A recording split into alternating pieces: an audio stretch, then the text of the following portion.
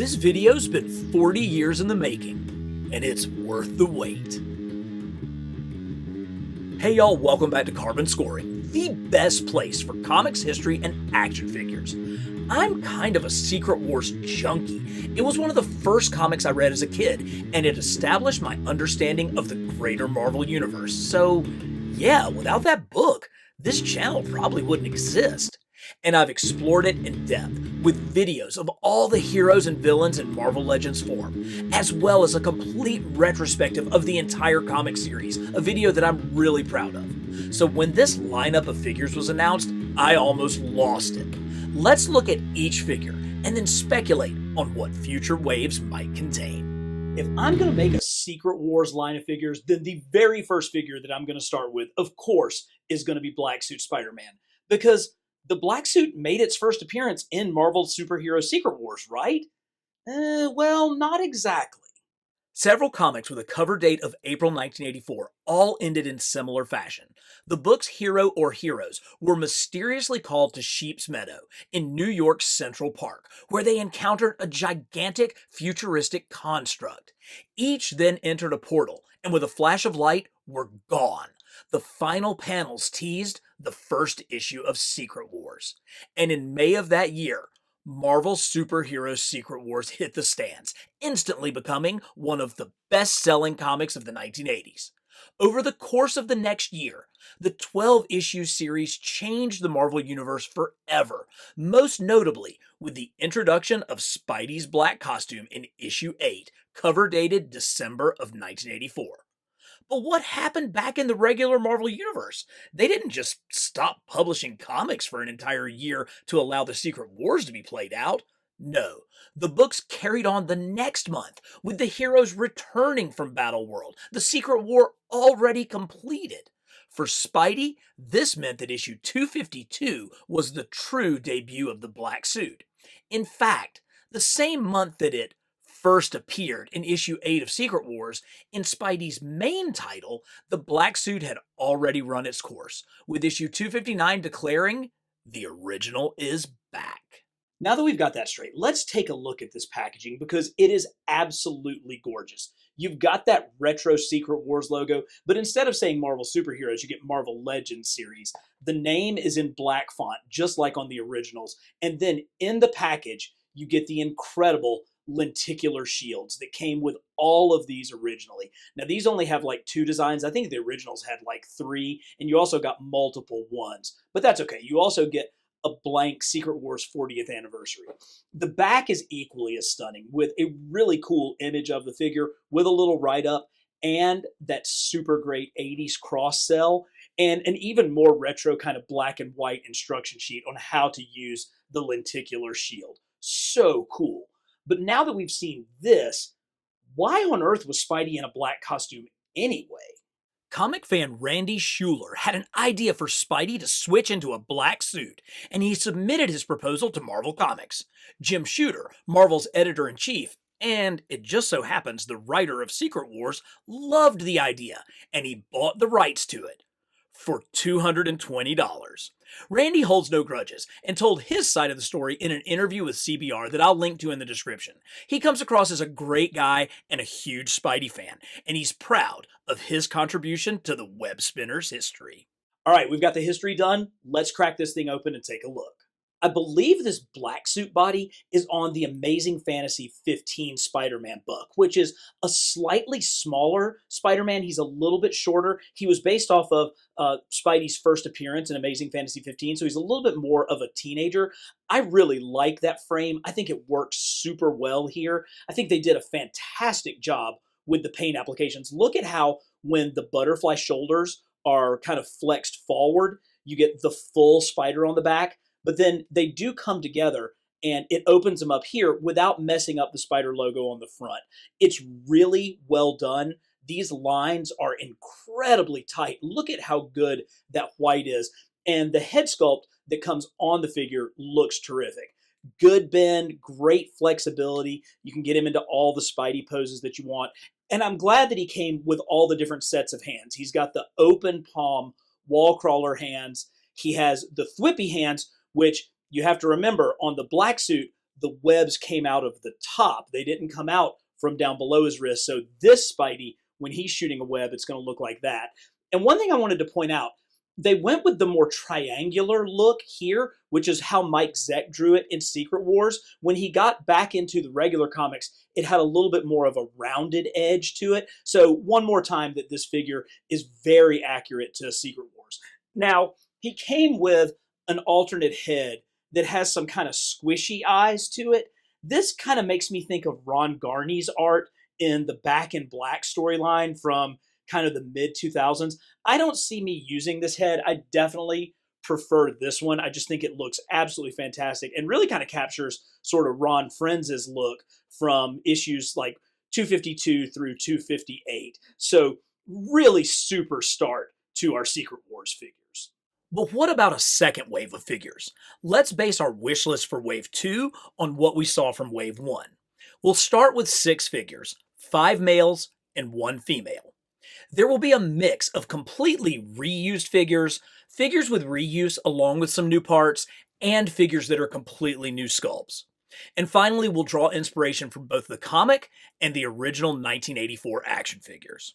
With those rules in mind, the first figure in my Wave 2 would have to be Spider-Man. There should always be a Spidey on store shelves, and this gives us a chance to bring back the classic red and blue costume. I'd like to see the Renew Your Vows body used here, but with a more classic 80s design, a smaller spider on the front, and brighter colors. A newly sculpted 80s style head that fits higher on the neck would be a nice addition as well. I'm somebody who believes there should always be an Iron Man, a Spider-Man, and a Captain America on store shelves so that anybody who's coming into this hobby has an opportunity to pick up one of those main characters at any point. But that being said, this Iron Man is probably the weakest out of the 6 because it's almost all reuse. We have gotten this exact figure before, and these accessories are ones that we've seen, the open palms, the repulsor blast. Now, of course, he does come with his lenticular shield, and he comes with that classic Secret Wars ray gun that all of the figures came with back in 1984. But there are a couple of treats that we're going to get into as we look at this figure. Now, one of the things about this figure is how accurately inaccurate it is. And by that, I mean, look, when you flip the lenticular shield, that is clearly Tony Stark's face that is coming there. But the Iron Man that participated in Secret Wars was James Rhodes. So this is wrong, right? Right and wrong, because the original figure, the lenticular shield, showed Tony Stark. So it's accurate to the figure, but not necessarily the original comic. Make sense? Yeah, I thought so. Let's open it up and take a look, because I couldn't stand it. I had to make some modifications on this figure. I mean, the back of the package is pretty clear. Here's Iron Man. He's got a giant yellow repulsor right there in his chest, and he's got black lines along his gloves and his bottom. So I had to do a little modification, and I busted out the enamel paints. I used a mix of like a flat yellow with a fluorescent yellow to kind of give it a little bit of a glow, and I did some touch up on these 2 ports as well as the main repulsor beam.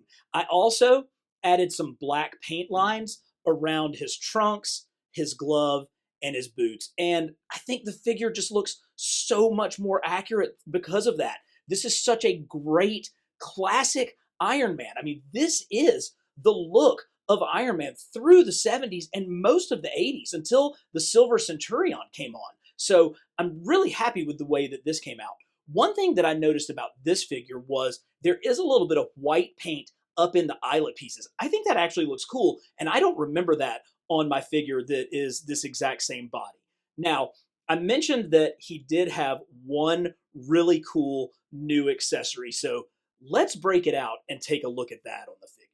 Oh yeah, here it is. This Iron Man came with roller skates. Oh yes, this is a classic 1970s, early 80s Iron Man trope with his roller skates. And this is the first Marvel Legends figure that had them. The Mafex Silver Age Iron Man came with roller skates, but this is the first time that we've seen them from Hasbro in Marvel Legends. And these are actually comic accurate because Iron Man did use his skates during Secret Wars. There was one panel where he and Captain Marvel were sent out to go look around their new base. And Captain Marvel is flying. And of course, Iron Man can fly, but why fly when you've got roller skates? And I remember being a kid and just thinking that was so cool. Now, when I look at that panel now, what I see is a being made of pure light who can fly at almost the speed of light, doing a reconnaissance mission with a man in a flying suit of armor who, instead of flying, decides to put on his roller skates. So it's utterly ridiculous. Add into the fact that these are two of only four black characters in the entire book, and they kind of, sort of cringily kind of flirt with each other. Really, more it's Rhodey kind of flirting with Captain Marvel. And, this whole panel doesn't work now, but it worked then because it was just so cool. And Marvel Legends Marvel Superhero Secret Wars, say it 5 times fast, man, it was my foundational knowledge of the Marvel Universe. I mean, everything that I knew about these characters came from that book. And so what this told me was, man, yeah, Tony Stark or James Rhodes or whoever's in the Iron Man armor, they're cool. They've got roller skates on. That's totally awesome. So it's a very different perspective when you're 11 years old than when you're a full-grown adult. But I'm really glad that the Hasbro team decided to include these because I think it is such a cool feature and it adds a ton to this classic Iron Man figure. To replace Iron Man as the second figure in the wave, I would reuse the Secret Wars Doctor Doom that came out a couple of years ago in a 2-pack with Captain Marvel. Much like the Iron Man from Wave 1, this would save some dough that could be used on other figures. And since this was originally in a 2-pack, it's likely that many collectors still need this figure. Include the same ray gun from Iron Man and a new lenticular shield, and you have a no-brainer of a Wave 2 figure.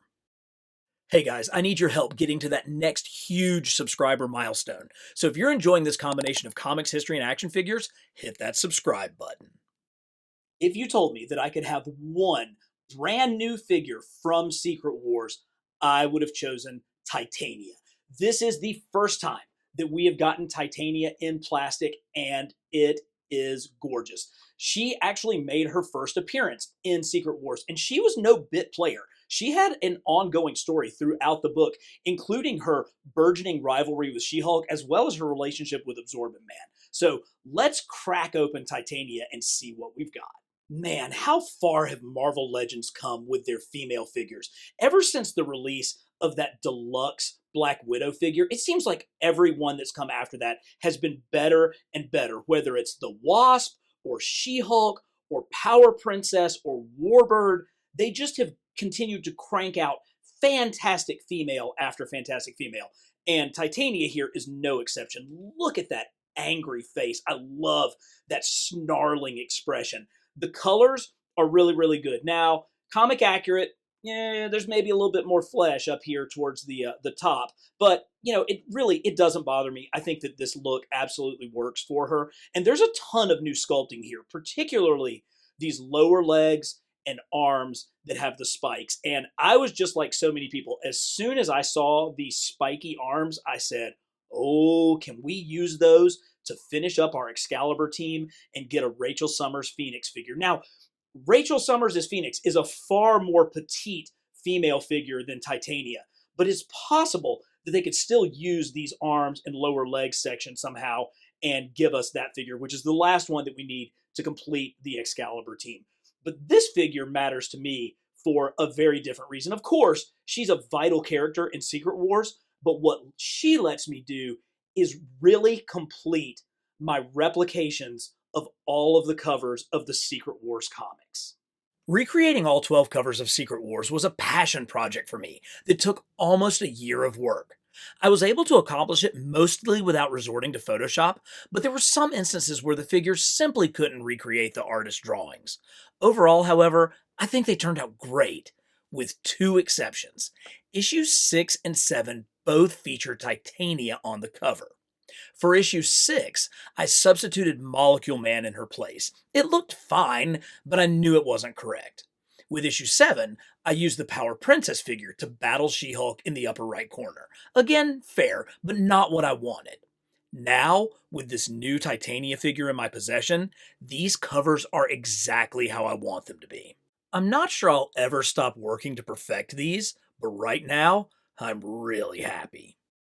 So with Titania in Wave 1, you gotta get Volcana in Wave 2. She made her first appearance in the same panel as Titania. They essentially share the same origin. I think that you could probably combine some parts from the Nova figure that came with the Galactus HasLab, along with Titania's chest. Yeah, I said it. And voila, Volcana. 2024 was Wolverine's 50th anniversary as a character, and I celebrated that by producing a video on the top 50 Wolverine figures ever made. And in the top spot, I had the very first Wolverine figure, his 1984 Secret Wars figure. So this replica, now 40 years later, is just a beautiful homage to that original character. Let's look at all of the ways that this character pays tribute to that original figure.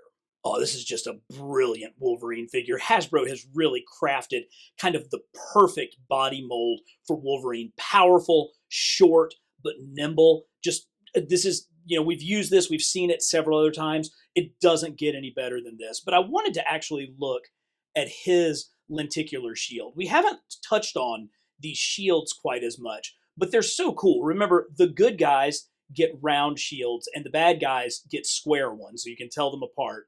But what I love about this is that is just a really great, like almost Paul Smith, John Byrne look for a masked Wolverine.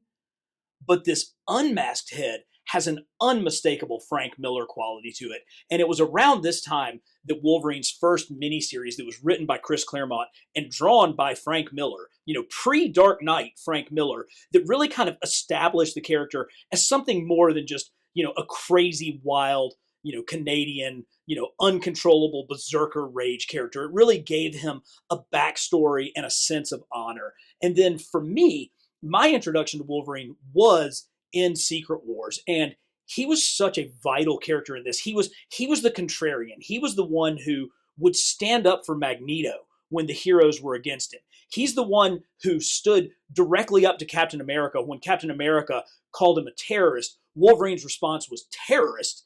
That's what the big army calls the little army. That line has stuck with me for over 40 years now.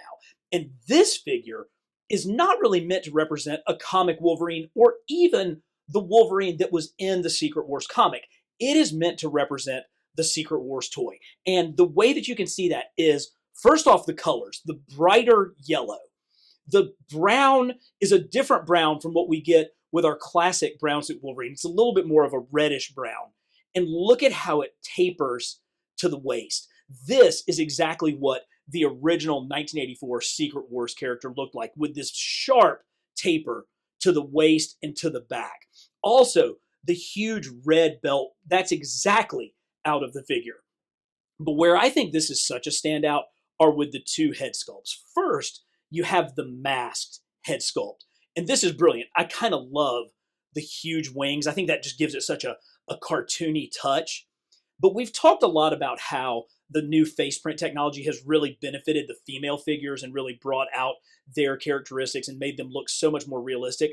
But it really, really works with this Wolverine because it captures the subtlety of his 5 o'clock shadow and that smirk. This Wolverine has the most attitude of any that we've seen. I love that little smirking face. It's like, I know I'm a badass and I'm about to come and get mine. And I don't know that we've seen that on any other figure. This is maybe my favorite Wolverine head ever. And if I had to redo my top 50 list, this one would be in the top 5, if only because of that smirk. I mean, that smirk absolutely puts this figure over the top. His other head was great as well. I mean, the unmasked head is a terrific kind of angry Logan. Really good. Again, you get that stubble effect. The only thing that I would change with this figure, I wouldn't change anything with what we got, but I would ask that we got some clip-on claws like the original Secret Wars figure. He comes with a set of fist hands. I would love to be able to have some fake clip-on claws to go on there. Not because, that's accurate or anything, just to kind of pay homage to the very first Wolverine figure, and now one of the very best.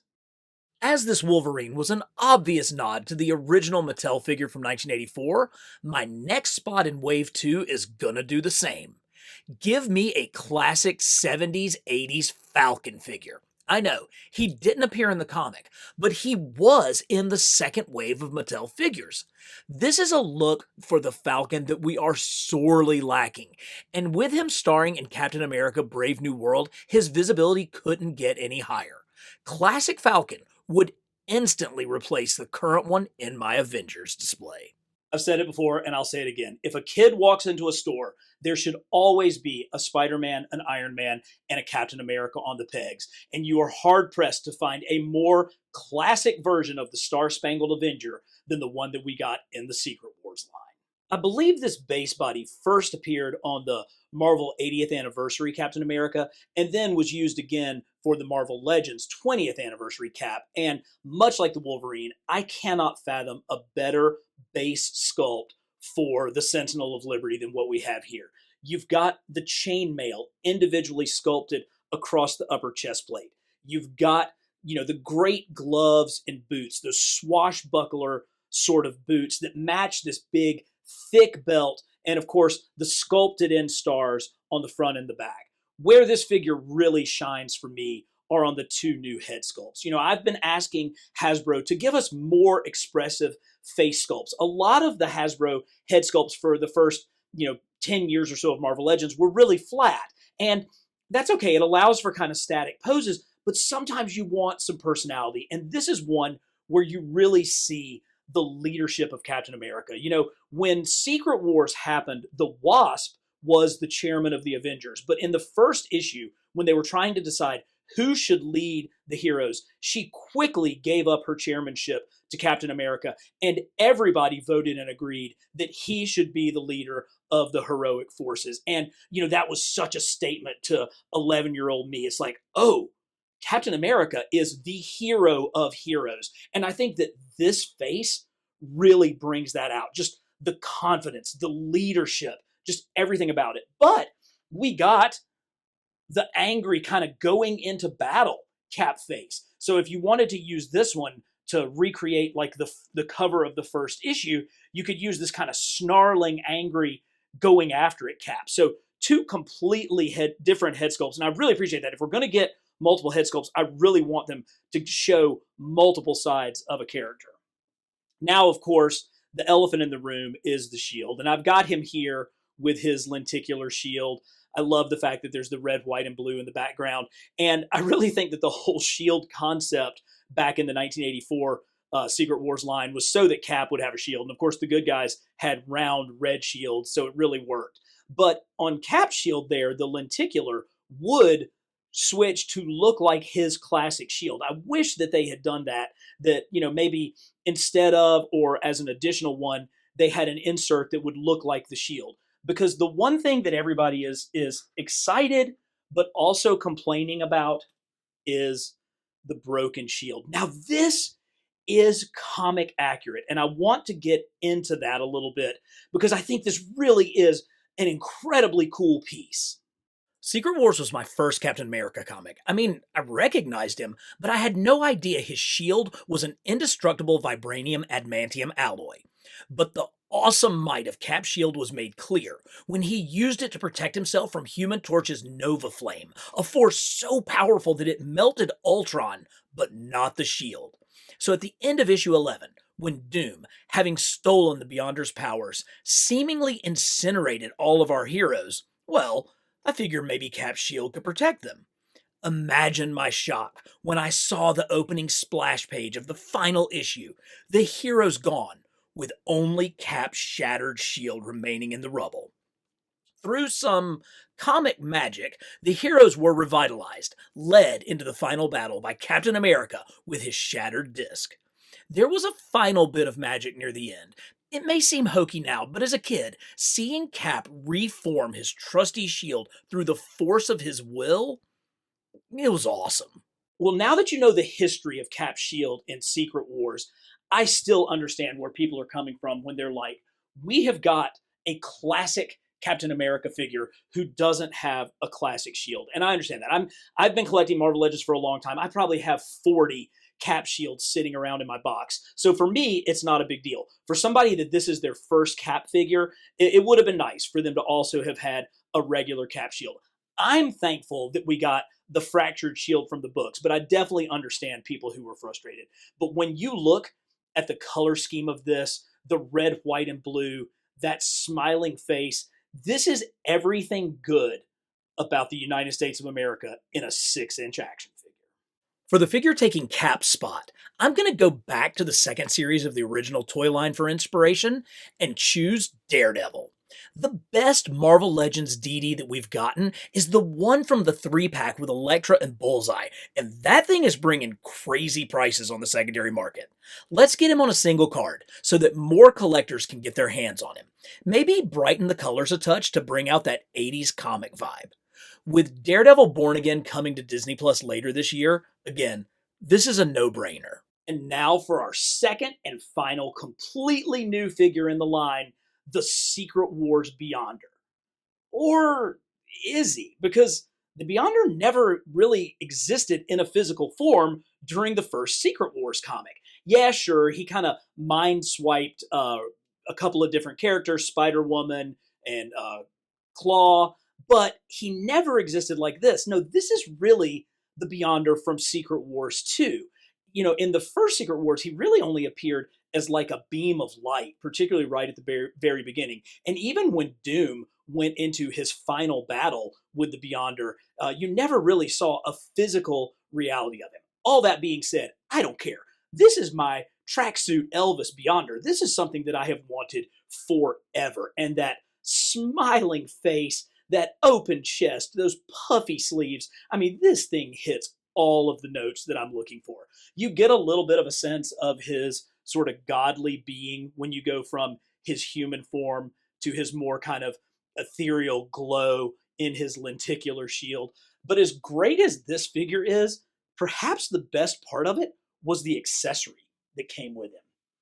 When the heroes were swept across the cosmos in the construct, they saw the formation of Battle World, a planet made up of bits and pieces of other worlds, all brought together to specifically allow them to fight for the Beyonder's amusement. And this shows that. Look at the swirling lava of the molten core of the planet coming together. Look at the different worlds. Here's a green one. Here's a desert world. Here's a mountainous world. Here's another farm world. How this is all being pieced together all at the same time. And it's such a cool embodiment of just the cosmic awe that this book had. You know, when you were a kid and you opened this up and you saw, you know, a spaceship with all of the villains and another spaceship with all of the heroes, and they're coming together to fight on a planet that is being formed right in front of you. I mean, it was just absolutely spectacular. And they captured that with this accessory. So, you know, I am totally down with my Secret Wars 2 Beyonder and his Battle World accessory. So great. For my final spot, I'm again drawing inspiration from Mattel's second wave of figures with Hobgoblin. I'm still using the Toy Biz Hobgoblin from the Spider-Man Classics line in my display, and that figure is almost 20 years old at this point. If we could get that head sculpt onto a newer Marvel Legends body, I would be in heaven. Who'd you like to see in Wave 2 of a Secret Wars line? Let me know in the comments. And as always, for the best in comics history and action figures, subscribe to Carbon Scoring.